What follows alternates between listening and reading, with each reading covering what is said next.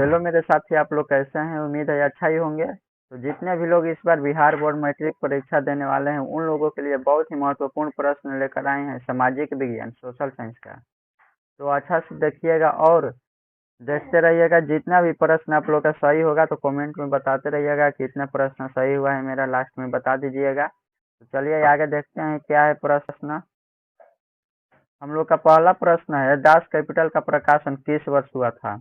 तो Das Kapital का प्रकाशन 1867 में हुआ था। ऑप्शन नंबर सी सही आंसर होगा। अगला 2 नंबर प्रश्न है, मजदूर दिवस कब मनाया जाता है? मजदूर दिवस 1 मई को मनाया जाता है। ऑप्शन नंबर बी सही आंसर होगा। अगला 3 नंबर प्रश्न है, जिनेवा संधि कब हुई? तो जिनेवा संधि 1954 में हुई थी। 1954 में ऑप्शन नंबर ए सही आंसर होगा। खूनी रविवार कब हुआ था? खूनी रविवार 1905 को हुआ था। कब? 1905 को। इसका भी ऑप्शन नंबर ए सही आंसर होगा। अगला 5 नंबर प्रश्न है, भारत छोड़ो आंदोलन का प्रसिद्ध नारा क्या था?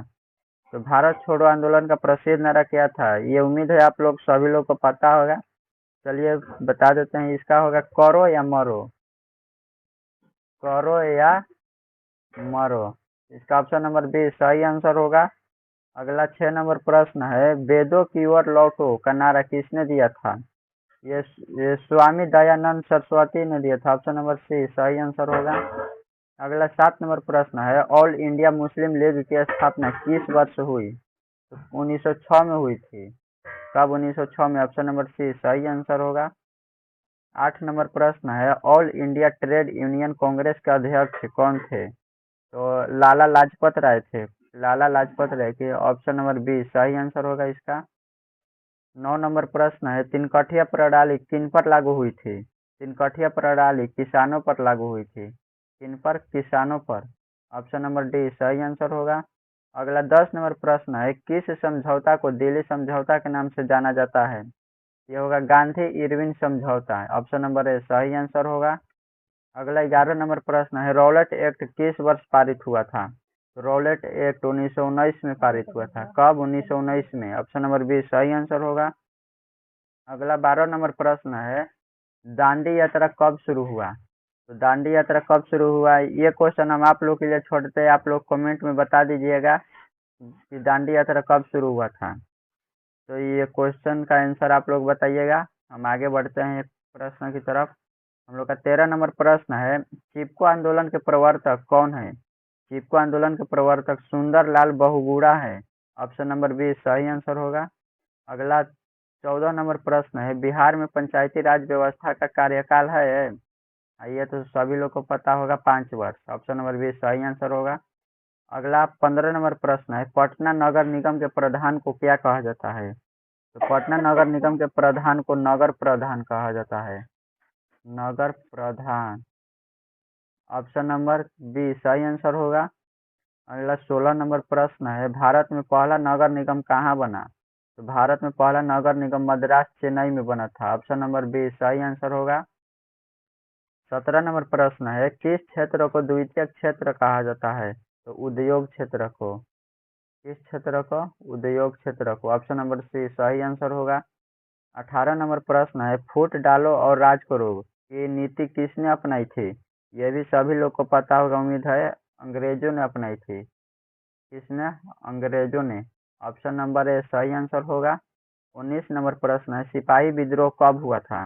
तो सिपाही विद्रोह 1857 में हुआ था। 1857 ईस्वी में। ऑप्शन नंबर बी सही आंसर होगा।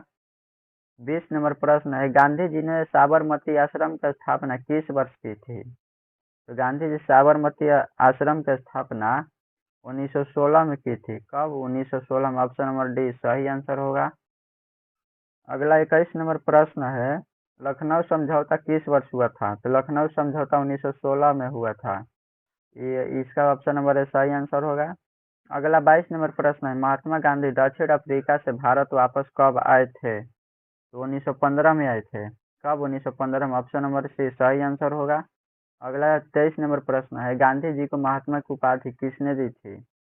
तो गांधी जी की महात्मा की उपाधि, ये भी आप लोग ही बताइए। प्रश्न कमेंट में इसका उत्तर बताइए।